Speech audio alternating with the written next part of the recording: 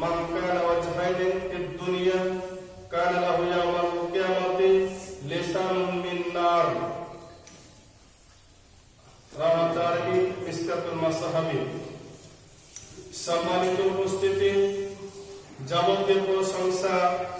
সে আল্লাহ সুবহানাহু ওয়া তাআলার জন্য, যে আল্লাহ সুবহানাহু ওয়া তাআলা আমাদেরকে মহাগ্রন্থ আল কোরআনুল কারীম থেকে, সেই সুন্নাহ থেকে আলোচনা শোনার বলা আসার তৌফিক দান করেছেন।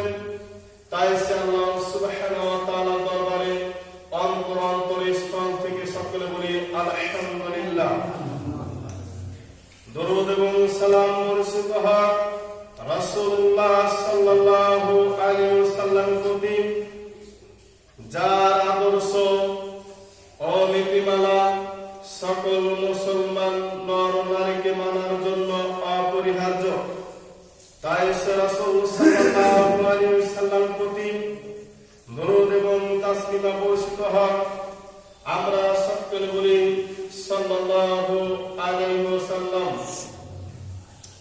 সম্মানিত উপস্থিতি, আপনাদের সামনে মহাগ্রন্থ আল কোরআনুল কারীমের 30তম পারা সূরাতুল হুমাযা তেলাওয়াত করেছি।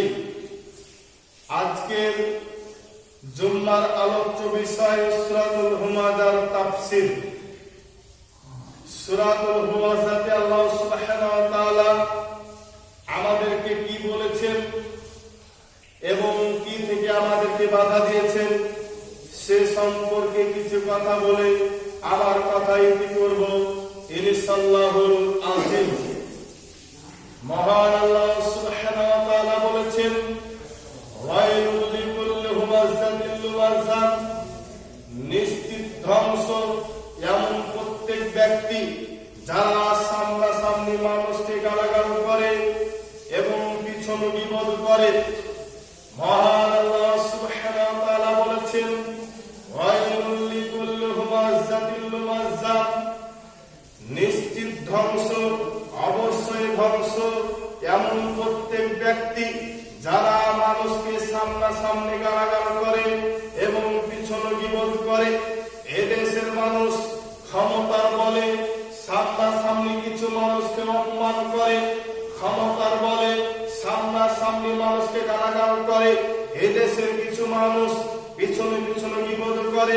তাই আল্লাহ সুবহানাহু ওয়া তাআলা বলেছেন, এই শ্রেণীর মানুষগুলো ধ্বংস হবে, আখিরাতে ধ্বংস হবে, পরকালে ধ্বংস হবে।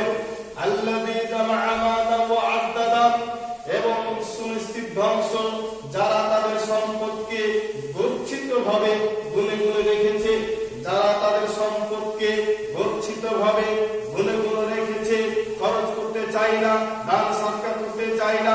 ইয়াহসাবু আন্না মালাহু আখলাদা, অবশ্যই তারা ধ্বংস। যারা মনে করে তাদের সম্পদ চিরদিন তাদের কাছে থাকবে।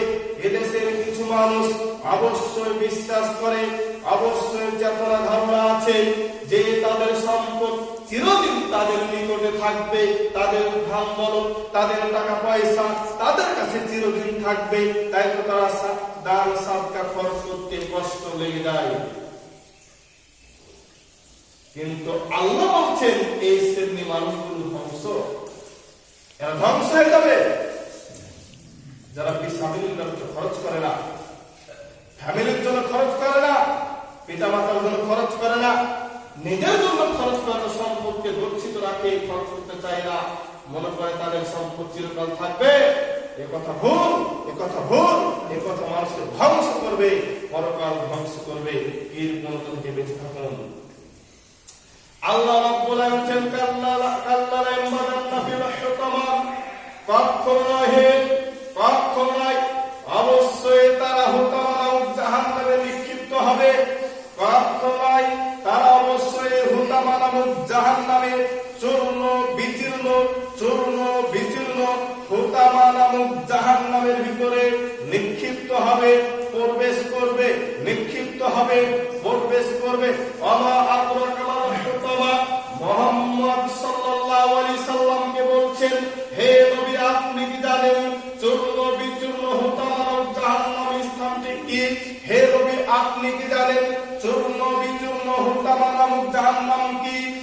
নারুল্লাহিল মুকাদ্দাতুল্লাতী তাত্তালি আলাল আফিদা, তা হচ্ছে উত্তপ্ত আগুন, কঠিন আগুন, যে আগুন মানুষের কলিজা কলিজা পর্যন্ত ছাই করে দিবে, যে আগুন মানুষের কলিজা পর্যন্ত ছাই করে দিবে, এই আগুন দ্বারা তাদেরকে ঢেকে দেওয়া হবে।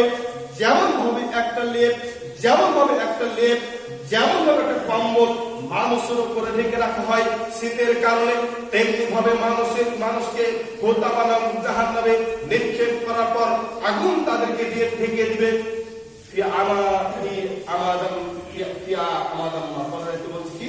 তাদের এই ঢেকে দেওয়ার কারণে বড় বড় স্তম্ভে পরিণত হয়ে যাবে। এ হচ্ছে জাহান্নাম। এটা হচ্ছে কঠিন জাহান্নাম। এই জাহান্নামে যাবে কারা? এক, যারা মানুষকে সামনাসামনি অপমান গালাগাল করে। দুই, যারা মানুষের পিছনে গীবত করে। তিন, যারা সম্পদ গচ্ছিত রাখে, গুনে গুনে খরচ করতে চায় না। চার, যারা মনে করে তাদের বান্ধব চিরদিন তাদের নিকটে থাকবে। চার শ্রেণীর এই চারটি বৈশিষ্ট্য, চারটি গুণ যার মধ্যে থাকবে, আল্লাহ বলেছেন জাহান্নামে যাবে তারা। চারটি গুণ, চারটি বৈশিষ্ট্য যার মধ্যে থাকবে, জাহান্নামে নিক্ষেপ হবে তারা, আল্লাহ বলেছেন। আর জাহান্নামের নাম হচ্ছে চূর্ণ বিচূর্ণ, অর্থাৎ ফেলার পর আপনাকে চূর্ণ বিচূর্ণ করে দেবে। আমাকে আপনাকে যখন জাহান্নামে নিক্ষেপ করবে, তখন দরজাগুলোকে বন্ধ করে দিবে। যখন আমাকে আপনাকে জাহান্নামে নিক্ষেপ করবে, বড় বড় জাহান্নামের মধ্যে পিলার আছে, পিলারে বেঁধে রাখবে। কি অবস্থা হবে সেদিন? আমার কি অবস্থা হবে? ক্ষমতার বলে মানুষকে অপমান করেছি, ক্ষমতার বলে মানুষকে গালাগাল করেছি। এদেশে আমার বংশ বেশি আছে, তাই শক্তি বেশি আছে। এদেশের ক্ষমতা আমার বেশি আছে, তাই শক্তি আছে বেশি।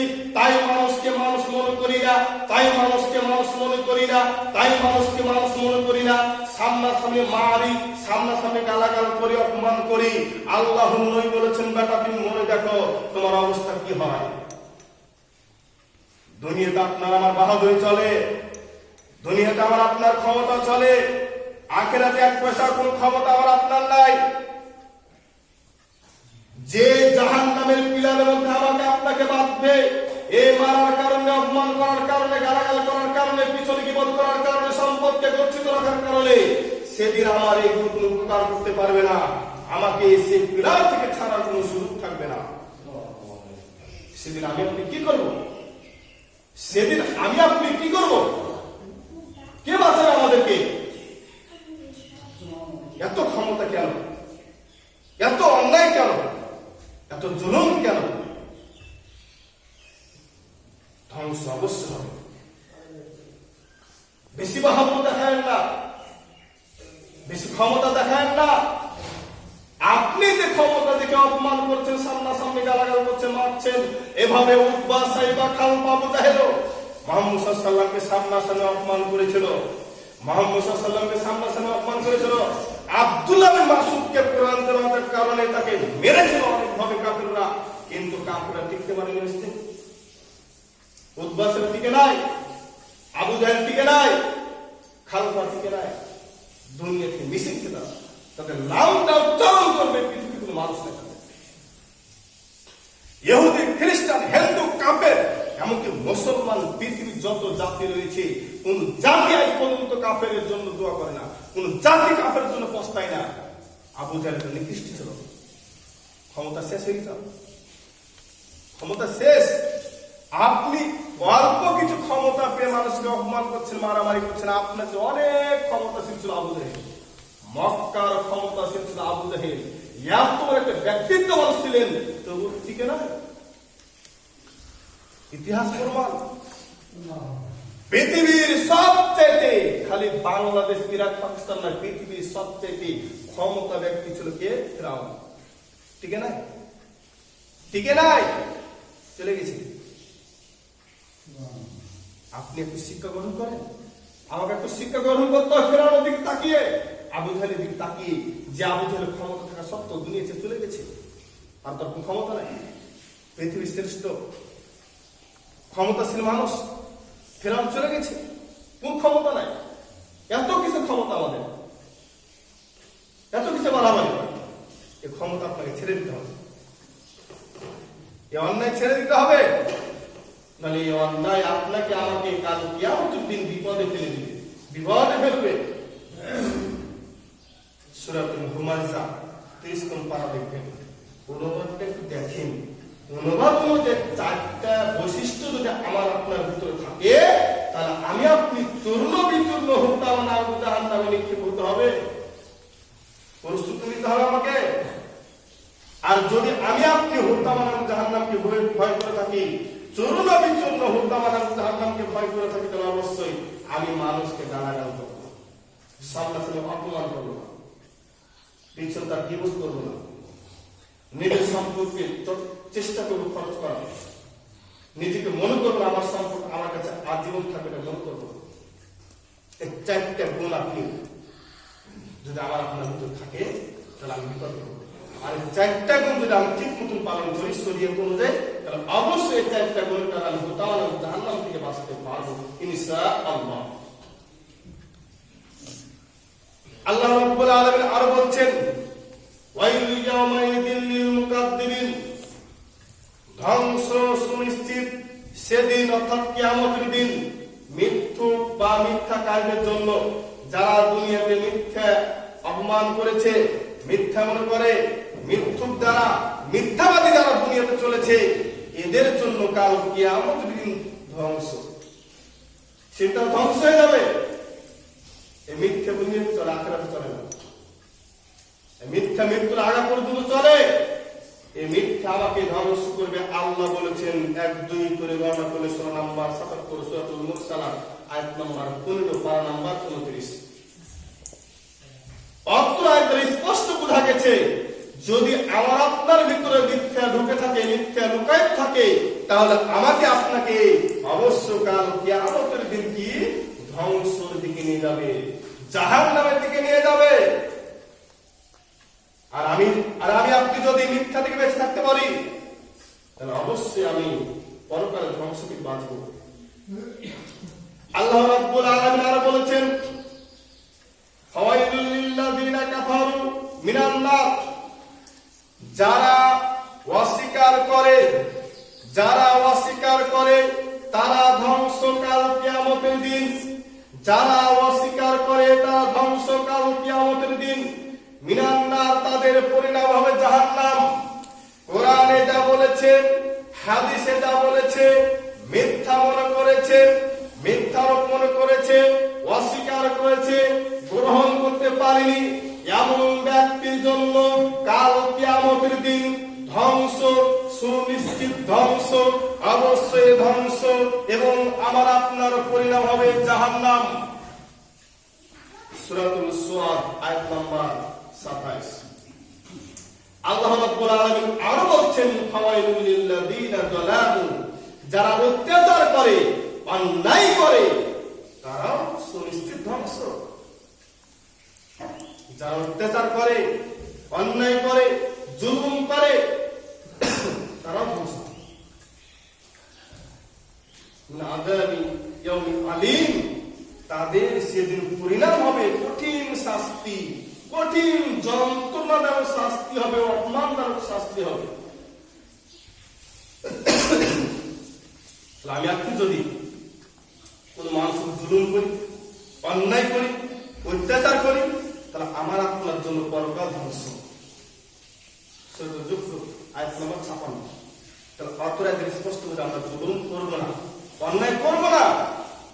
অনেক মানুষ আছে, অনেক ক্ষমতাশীল মানুষ আছে, অন্য কোন মানুষের উপর ক্ষমতা দেখায়, জুলুম করে, অত্যাচার করে, অপমান করে, এদের জন্য ধ্বংস হবেই হবে ইনশাআল্লাহ। বেশি বাহাদুর দেখায় না, জুলুম করিও না। যদি কোনো ব্যক্তির উপর জুলুম করেন, তা কি বলা হয়? মাজলুম বলা হয়। তা কি বলা হয়? মাজলুম। কারেন্টের সুইচে যদি ব্যতিক্রম ঘটে যায়, কারেন্ট হয়ে যায়, কারেন্টে হাত দেওয়ার পর মানুষ বেঁচে যেতে পারে, সম্ভাবনা আছে, কিন্তু মাজলুম যদি দোয়া করে ফেরত যাবে না, এটা সম্ভব হতে পারে না। মাজলুম বদ্ধ বলে কি অবস্থা হবে আমার আপনার?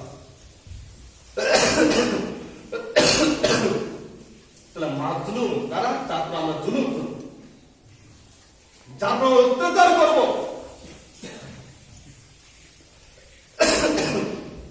সম্মানিত উপস্থিতি, রাসূলের কোন কথাকে আপনি ছোট ধরেন না। রাসূল এবং আল্লাহ যা বলেছে যদি গ্রহণ না করে তাহলে অবস্থা কি হবে জানেন? একটা ব্যক্তির ঘটনা বলি। রাসূল সাল্লাল্লাহু আলাইহি ওয়াসাল্লাম একদিন সফর করে তাবুকের ময়দানে আসলেন। তাবুকের ময়দানে এসে সাহাবীদেরকে বলছে, সাহাবীরা শোনো, তোমরা সবাই বসে পড়ো এবং তোমাদের হাতে যে উট আছে উটগুলোকে বেঁধে দাও, একটা কোটাতে বা একটা গাছের গোড়াতে বেঁধে দাও, কারণ এখনই একটা বড় বিরাট বড় ঝড় আসবে, সে ঝড়ে মানুষকে ক্ষতি করবে। রাসূল কথা বললেন, সকল সাহাবী রাসূলের কথা শুনে বসে গেলেন। যেহেতু রাসূলের প্রত্যেকটা কথা অবশ্যই অনেক মূল্যবান, তাই এই ঘটনাটা প্রমাণ। সবাই বসে গেল এবং সে ব্যক্তি উট বাঁধলো, বাঁধার পর বলছে বসছি। রাসূল তো বললো বসছি না, দেরি করেছে। রাসূল বলে তোমার এখনই বসে পড়া, সে ব্যক্তি বলছে বসছি, আসছে ঝড়, আসছে। ঝড় যখন আসলেন, ওকে ঝড়ে নিয়ে চলে গেছেন প্রায় অনেক দূর। ইমাম সাইদ বিন বাজ রাহিমাহুল্লাহ বলছেন প্রায় ৬০০০ কিলোমিটার দূরে তাকে ফেলেছেন। ৬০০০ কিলোমিটার দূরে। রাসূলের একটা কথা গ্রহণ করেনি, বসছি পরে বসছে, দেরি করেছে, তাই সে ব্যক্তি ঝড়ে নিয়ে গেছেন ৬০০০ কিলোমিটার দূরে। আমি আপনি যদি রাসূলের একটা কথা অস্বীকার করি, সে ব্যক্তি অস্বীকার করেনি, বসবে দেরি করছে, আর আমি আপনি যদি অস্বীকার করি না গ্রহণ করি, তাহলে আমার আপনার জন্য কত কঠিন হতে পারে। ভালো লাগে না? রাসূলের কোন কথা মানতে ভালো লাগে না? সাবধান হন, সাবধান হয়ে যান, বেশি দিন আর নাই। রাসূল সাল্লাল্লাহু আলাইহি ওয়াসাল্লাম সেই যুগে বলেছেন, কিয়ামত আমার নিকটে, এই আঙ্গুল যেমন নিকটে রয়েছে, দূরাদূরি নাই, কিয়ামত তেমন দূরাদূরি নাই। সে যুগে বলেছে কথা। আর কতদিন বাঁচার আশা করছেন? আরো ১০০ বছর, আরো ১০০ বছর আশা করছেন? করিয়েন না, একটু ভয় করেন। আল্লাহ সুবহানাহু ওয়া তাআলা সকলকে জানো গীবত, পরনিন্দা এবং সামনাসামনি গালাগাল থেকে, মিথ্যক থেকে, অস্বীকার থেকে আল্লাহ তাআলা আমাদেরকে যেন হেফাজত করুন, আমিন। মিথ্যার তো কত বড় পাপ, মিথ্যার তো কত বড় পাপ। মিথ্যা মানুষ বললে মিথ্যাও জাহান্নামে যাবে, মিথ্যার উপর জাহান্নামে যাবে। এক হাতে সত্য জান্নাত যাবে, সত্য কারিও জান্নাত যাবে। আমি আপনি মিথ্যা বলবো কেন? অন্যায় মানুষের জমি দখল করবো কেন? অন্যায় মানুষের জুলুম করবো কেন? অন্যায় মারবো কেন? কেন? একটু পূর্বের ইতিহাস গুলো দেখেন তো, যারা অন্যায় করে তাদের অস্তিত্ব আজকে কি হয়েছে, তাদের অবস্থা কি হয়েছে একটু দেখেন, তাহলে বুঝতে পারবেন নাকি? তাদের অস্তিত্ব সম্বন্ধে জানেন না বা জানার চেষ্টা করেন না। عن ابي هريره رضي الله تعالى عنه قال قال رسول الله صلى الله عليه وسلم আবু হুরায়রা রাদিয়াল্লাহু তাআলা আনহু বলেন, রাসূল সাল্লাল্লাহু আলাইহি ওয়াসাল্লাম বলেছেন, জালওয়া জাহাইনে দুমিখা মানুষ, যারা দুমিখা মানুষ, তাদেরকে বলছে আল্লাতি হাউলা ইয়াহু ইয়াউমাল কিয়ামাতি। সরি, আবু হুরায়রা রাদিয়াল্লাহু তাআলা বলেছেন, তাজিদুনা সাররা নাসি ইয়াউমাল কিয়ামাতি, কিয়ামতের দিন সবচেয়ে নিকৃষ্ট মানুষ হবে কে? জালওয়া জাহাইনে, যে ব্যক্তি দুমুখী, যে ব্যক্তি দুমুখ, এক মুখ নিয়ে এদেরকে বলে কথা আর এক মুখ নিয়ে ওদেরকে বলে। আল্লাতি হাউলা বিওয়াজিন ওয়া হাউলা বিওয়াজিন, এক মুখ নিয়ে এদেরকে বলে আর এক মুখ নিয়ে ওদেরকে বলে। এদের দিকেও আছে, ওই দিকেও আছে, এদেরকে এক কথা বলে তাদেরকে আরেক কথা বলে। এই দুই রকম মুনাফিক, যেটাকে আমার বাংলায় বলে আমার মুনাফিক যেটা। এই ব্যক্তি যার মধ্যে বা আমার আপনার মধ্যে যদি আমার এই চরিত্র থাকে দুমিখা মানুষ যদি আমার আপনার চরিত্র থেকে যায় বা হয়ে যায়, তাহলে আমি কাল কিয়ামতের দিন সবচেয়ে নিকৃষ্ট, সবচেয়ে খারাপ, সবচেয়ে নোংরা মানুষ হব কি কিয়ামতের দিন আমি। আর সবচেয়ে নিকৃষ্ট ব্যক্তি জান্নাতে যাবে, সবচেয়ে কিয়ামতের নিকৃষ্ট ব্যক্তি জান্নাতে যাবে। অবশ্যই কঠিন জাহান্নামে দিবে। সবচেয়ে বড় ব্যাধি তুমি খা মানুষ, সমাজের সবচেয়ে বড় ব্যাধি। আর এমন কোন সমাজে নাই, এমন কোন সমাজ নাই বাংলাদেশে যে প্রত্যেকটা সমাজে ভূমিকা মানুষ নাই। 50টা লোকের মধ্যে দেখবেন 40টা লোক ভূমিকা আছে, 10টা মানুষ আছে। আপনি যদি তদন্ত করেন হয়তো আপনার তদন্ত হলো 50 জন হয়ে যেতে পারে। এত মানুষ ভূমিকা আছে দুনিয়াতে নাম লওয়ার জন্য, দুনিয়াতে স্বার্থ হাসিল করার জন্য। এ দলকে এক কথা বলে, ওই দলকে আর কথা বলে। দুদিকে থাকে। এই কতদিন এভাবে থাকবে? আর কতদিন? বয়স 40 হয়ে গেছে, 50 হয়ে গেছে, আর কতদিন? আর 100 বছর মনে করছেন নাকি? ভূমিকা আর কতদিন করবেন? মুনাফিক আর কতদিন করবেন? ছেড়ে দেন মুনাফিক। অবশ্যই আপনি কঠিন জাহান্নামে নিক্ষিপ্ত হবেন যদি আমি আপনি মুনাফিক না ছেড়ে। মিসকাতুল মাসাবি 4611 নম্বর হাদিস। আর হুযায়ফা রাদিয়াল্লাহু তাআলা আনহু قال, হুযায়ফা রাদিয়াল্লাহু তাআলা আনহু বলেন, সামি'তু রাসূলুল্লাহ সাল্লাল্লাহু আলাইহি ওয়াসাল্লাম, রাসূল সাল্লাল্লাহু আলাইহি বলতে শুনেছি, ইয়াকুল, আল্লাহ নবী বলেছেন, লা ইয়াদখুলুল জান্নাতা কাত্তাতুন, জান্নাতে যাবে না ভূমিকা মানুষ। চোখখোর মানুষ জান্নাতে যাবে না, চোখখোর মানুষ জান্নাতে যাবে না, ভূমিকা মানুষ জান্নাতে যাবে না। ফিরিয়ে নামামুন, এমনকি পিছনে গীবতকারীও জান্নাতে যাবে না। কথা বুঝতে পারছেন? হাদিস মিসকাতুল মাসাবি 4612 নম্বর হাদিস। স্পষ্ট। আপনার ভিতরে বৈশিষ্ট্য থাকবে, চোখখোরি, ভূমিকা, মুনাফিকি। আমাকে সে অবস্থায় কি হয়তো জান্নাতে প্রবেশ করতে পারবে না। তাহাজ্জুদ করে কাজ হবে না, কাবা শরীফ 10 বার হজ করে কাজ হবে না। আগে আচরণ ঠিক করতে হবে, চরিত্র ঠিক করতে হবে। পৃথিবীর সবচেয়ে মানুষের মূল্য হচ্ছে চরিত্র। সমাজ উপস্থিতি কেন আমার চরিত্র লাভটা কেমন? নিজেকে একটু বিবেক করেন তো। আমি যে সে লোকটার গীবত করলাম, আমি যে সে লোকটাকে একটা চলো মারলাম, আমি যে তার সামনাসামনি অপমান করলাম, আর লাভটা কি হবে? করেন তো লাভটা চিন্তা করেন তো, লাভটা আপনার কোথায় হয়ে যাবে? এক বিয়ে যোগ দিতে হয়েছে কারণে বলেন, এক গরু গোজ ভাবতে গেছে কিসের জন্য করেন? উপকারটা কি আপনি চিন্তা করেন একবার? আপনার উপকারটা কি? দুনিয়াতে কোনো উপকার তো হচ্ছে না। কারণ না পারতে কিছু মানুষের কাছে আপনি খারাপ হয়েছে, না পারতে কিছু মানুষের কাছে আপনি খারাপ হয়ে যাচ্ছে, আর এই জমির আপনার বিপক্ষে সাক্ষী দিচ্ছে, আর পরকাল তো আপনার জাহান্নাম হয়ে যাচ্ছে। লাভটা কি? লাভটা কি? সংসার সুখী করার জন্য, পরিবারকে ভালো রাখার জন্য কত চিন্তা করেন, পরকালকে ভালো রাখার জন্য, পরকালকে সুখে রাখার জন্য একবার কি চিন্তা করেন না? চিন্তা আসে না? এ দুনিয়াতে কি দেখেন? আমার আপনার বাচ্চা সকালে বের হয়, যখন খেলাধুলা করে, সুন্দরকে একটা বাড়ি করেছে আমার আপনার ছেলে। আমার আপনার ছেলে এলাকার সবজি তুলেছে, সবজি ছোট ছোট পাত্র থেকে সবজি পাক করেছে, ভোগার ভোগে, বুঝতে পারছেন? সবই করে। কিন্তু ওই বাচ্চা, আমার আপনার বাচ্চা যখন খেলার নিশা মিটে যায়, তখন পায়ের লাতটা ভেঙে চলে আসে, চলো বাড়ি যায় খাবার খাওয়া। এত সুন্দর করে তরকারি পাক করলো, ভোগা দেয়, এত সুন্দর করে বাড়ি তৈরি করলো আপনার আমার ছেলে।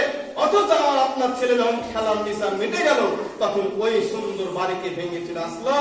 তেমনি ভাবে খেলার টাইম যতক্ষণ দুনিয়াতে খেলার জন্য আমাদেরকে পাঠানো হয়েছে। দেখি তুমি কি করো, দেখি তুমি কি করো। কবরে আমাকে কিয়ামত পর্যন্ত শুয়ে থাকতে হবে, সে জান্নাত আমাকে আজীবন থাকতে হবে, সে জাহান্নাম আমাকে আজীবন থাকতে হবে।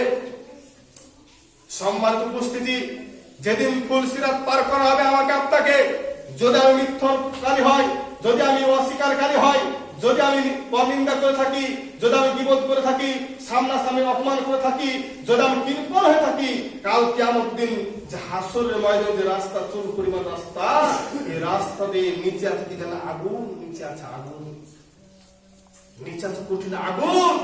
সে আগুন দেখে আপনি হুতাশ খেয়ে যাবেন, হুতাশ খেয়ে যাবেন।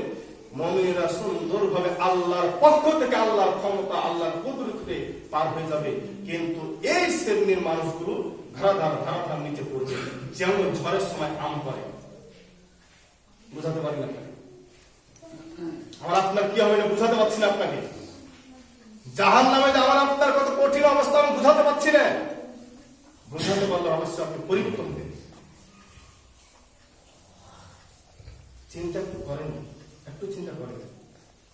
আমি তো মুরব্বী হয়ে গেছি, আমার তো বয়স 40-50 হয়ে গেছে, আর কতদিন বাঁচবো?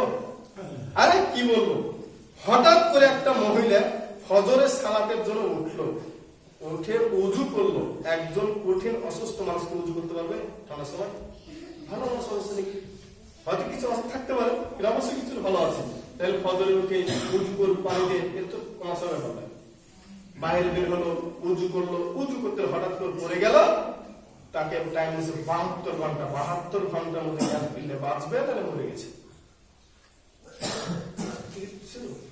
সে কি ভেবেছিল শেষ চালা? সে কি ভেবেছিল আমি এখন বাঁচবো, তোবা পরে করবো? তোবা করা শেষ, জব বন্ধ হয়েছে। যদি সে ভালো ব্যক্তি হলো ভালো হলো, আর তোবা করে না থাকে না। তাহলে আমি আপনি যে এত অন্যায় করছি, তোবা করবো কখন? কখন করবো? কখন যে আমার সময় কেটে যাবে, কখন আমার বেলা ডুবে যাবে, আমি আপনি চিন্তা করতে পারবো না। চিন্তা করে দেখি না, ভাবনা করে দেখি না, করো না। সম্মত উপস্থিতি, জাহান্নাম কঠিন জিনিস, জাহান্নাম কঠিন জিনিস। এ কথা বারবার বলেছি। শ্রেষ্ঠ মানুষ মুহাম্মদ সাল্লাল্লাহু আলাইহি ওয়াসাল্লাম, যার আগের পাপ পূর্বের পাপ সমস্ত পাপ মিটানো হয়েছে, এমনকি জান্নাতের সার্টিফিকেট পেয়েছে। তবু মুহাম্মদ সাল্লাল্লাহু আলাইহি ওয়াসাল্লাম গভীর রাত্রে উঠে তিনি যখন সালাত আদায় করতেন, সালাত আদায় করে আল্লাহকে বলতেন, আল্লাহুম্মা ইন্না আউযু বিকা মিন আযাবি জাহান্নাম, হে আল্লাহ তুমি আমাকে জাহান্নাম থেকে বাঁচাও। যে নবী জান্নাতি, যে নবী জান্নাতি, যে নবীর কোনো পাপ নাই, সে নবী জাহান্নাম বলে আল্লাহর কাছে কাঁদছে। আর আমি আপনি পৃথিবীর মানুষ, জান্নাত তো দূরে থাক, কোনো সার্টিফিকেট পাইনি, তাহলে আমি আপনি কয়দিন কাঁদি জাহান্নামের জন্য? কাঁদবো কি? আমরা গীবত নিতে ব্যস্ত, মানুষের সাথে অন্যায় করলে ব্যস্ত, মানুষের তো জুলুম করলে ব্যস্ত, অস্বীকার করলে ব্যস্ত। করবো কখন? করবো কখন? একটু তো ফিরে আসেন পবিত্র কোরআন ও সহিহ সুন্নাহর পথে, ফিরে আসেন শান্তি পাবেন। যতদিন পর্যন্ত কোরআন এবং সুন্নাহর পথে ফিরে না আসবেন, ততদিন আপনার আমার জীবনে শান্তি আসবে না, শান্তি আসবে না।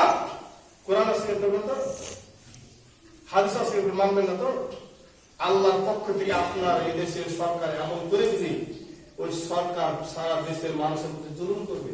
এটা আল্লাহর পক্ষ থেকে গজব, আল্লাহ দিয়েছে, আল্লাহ দিচ্ছে। লক্ষ লক্ষ মানুষ, পৃথিবীর মানুষ মারা গেলে করোনা ভাইরাস কে দিয়েছে? কোন সরকার দিয়েছে? আল্লাহ দিয়েছে। তার শিক্ষা হয় না, তার শিক্ষা হয় না। আল্লাহ বলছেন, যখন মানুষ ধন দৌলত পশু জাকাত বের করতে ভুলে যাবে, তখন আমি আসমান থেকে পানি উঠিয়ে নিব। আবার যখন পানি দেবো, তখন ক্ষতিকর পানি দেবো, উপকার পানি দেবো। তা আমাদের শিক্ষা হচ্ছে না, কোন শিক্ষা হচ্ছে আমাদের? যতক্ষণ পর্যন্ত আমার আপনার টুপি ধরে আজরাইল নিয়ে না দেবে, ততক্ষণ পর্যন্ত বুঝবো না মরণ নাকি, ততক্ষণ পর্যন্ত বুঝবো না মরণ যে কত কষ্ট। যে মরেছে সে বুঝেছে মরণ কাকে বলে। সম্মানিত উপস্থিতি, তার চৌঘুরী থেকে আমাকে আপনাকে বাঁচতে হবে। চৌঘুরী এবং বিপদকারী দুমুখা মানুষ, মুনাফিকি মানুষ জান্নাতে যাবে না, জান্নাতে যাবে না। রাসূল বলেছেন। আন আম্মার রাদিয়াল্লাহু তাআলা আনহু قال قال رسول الله صلى الله عليه وسلم, আম্মার রাদিয়াল্লাহু তাআলা আনহু বলেন, রাসূল সাল্লাল্লাহু আলাইহি ওয়াসাল্লাম বলছেন, মান কানা ওয়াজহাইনে ফিদ দুনিয়া, দুনিয়ার মধ্যে যারা দুমুখে চলে, দুনিয়ার মধ্যে যারা দুমুখ নিয়ে চলে, এই মুখে এক কথা বলে, ওই মুখে এক কথা বলে, এদেরকে এক কথা বলে, ওদেরকে এক কথা বলে, দুনিয়াতে এমন ব্যক্তি যারা ইয়াউমাল কিয়ামতি, কিয়ামতের দিন লিসানুম মিন নার, তার আগুনের জিহ্বা হবে, আগুনের জিহ্বা। যদি দুনিয়াতে আমি দুনিয়া কাজ করি, মুনাফিকি করি, তাহলে আমার আপনার জন্য কি হবে? আগুনের জিহ্বা হবে।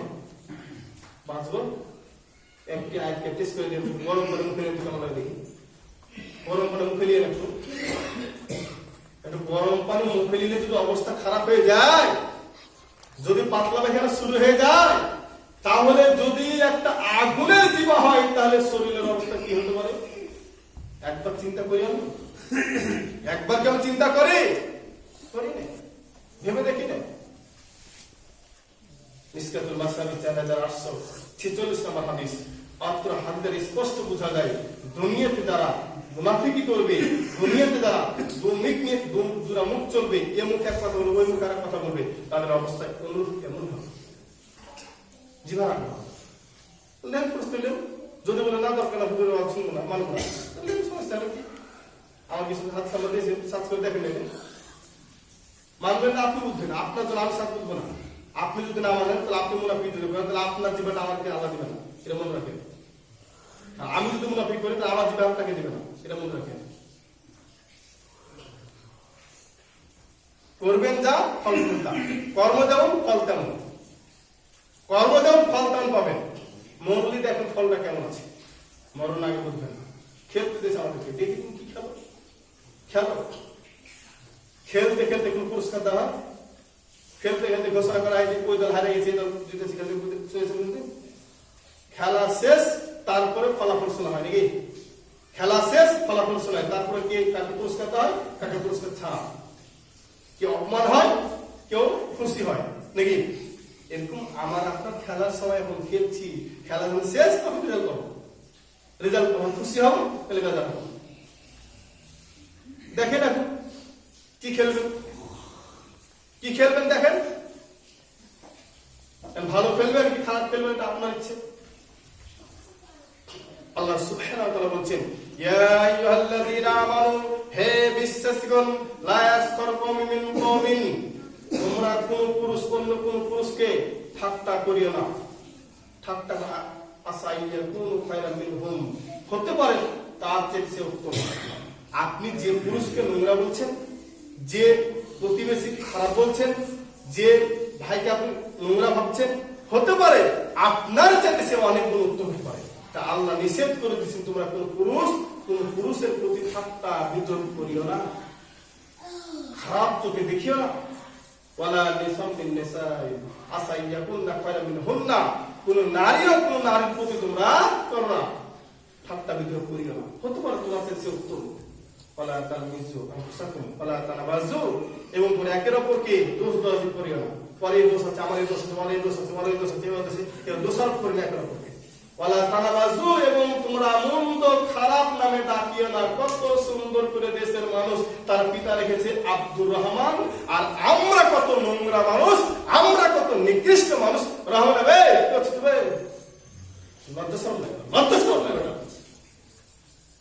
এটা বলছে আল্লাহ তানাবাজু, নোংরা নামে খারাপ নামে তুমি মানুষকে ডাকিও না, সাবধান হয়ে যাও। আল্লাহ বলেছেন হুজরাতের 11 নম্বর আয়াত দেখেন, স্পষ্ট বলেছে কোন মানুষকে খারাপ না দেন। আব্দুর রহমান বলতে হবে, আব্দুল মতিন বলতে হবে, খায়রুল ইসলাম বলতে হবে, খায়রুল এই নাম বিগড়াবেন না।